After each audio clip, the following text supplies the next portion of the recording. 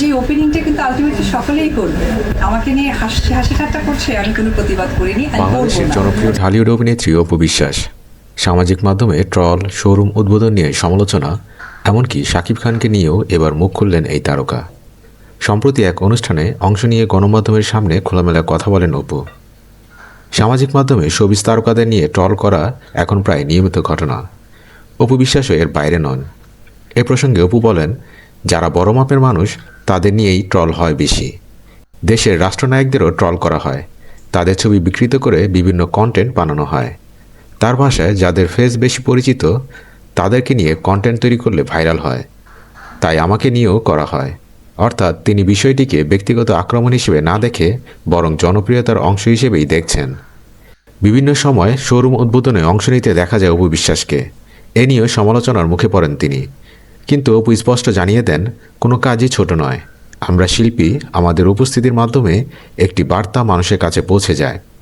ভক্তরা সেখানে এসে আমাদের সঙ্গে এঙ্গেজ করেন। তার মতে একজন শিল্পীর কাজ শুধুমাত্র সিনেমায় সীমাবদ্ধ নয়, বরং সামাজিক ও বাণিজ্যিক কার্যক্রমে শিল্পীর ভূমিকা রয়েছে।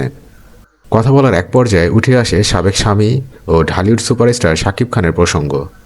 এ বিষয়ে অপু বলেন, তিনি আমাদের অনেক বড় মাপের একজন অভিনেতা, তাকে সম্মান করি, তার অবস্থান অনেক ঊর্ধ্বে। চলচ্চিত্র এগিয়ে যাচ্ছে, এটা ভালো দিক। ব্যক্তিগত সম্পর্কের অধ্যায়ে পেছনে ফেলে পেশাগত জায়গা থেকে শাকিব খানের প্রতি সম্মানই প্রকাশ করেছেন অপু। সব মিলিয়ে ট্রল, সমালোচনা কিংবা ব্যক্তিগত প্রসঙ্গ সবকিছু নিয়েই পরিণত ও আত্মবিশ্বাসী অবস্থান নিয়েছেন। তখন মনে হয়েছিল যে ওপেনিংটা কিন্তু আলটিমেটলি সকলেই করবে। আমাকে নিয়ে হাসি ঠাট্টা করছে, আমি কোনো প্রতিবাদ করিনি, আমি করবো না। জাস্ট ওয়েট অ্যান্ড সি, দেখি যারা যারা করেছে, যে মহল থেকে করেছে তারা কি করে। So end of the time তারা আমার থেকে রাইট নাও অনেক বেশি করছে। এটা আসলে আমি কাউকে ট্রিক্স অ্যান্ড ট্রিক করে বলিনি। আমি এটা মনে হয় যে যারা যারা ভেবেছিল যে কখনোই ওপেনিং করবে না, ফিতা কাটবে না বা এই ধরনের ব্র্যান্ডিংয়ে যুক্ত হবে না, তাদের যখন সংখ্যা আমি দেখেছি বেশি এবং পারিশ্রমিক জায়গাটাকেও তারা খুব স্বাভাবিকভাবে এসেছে, তখন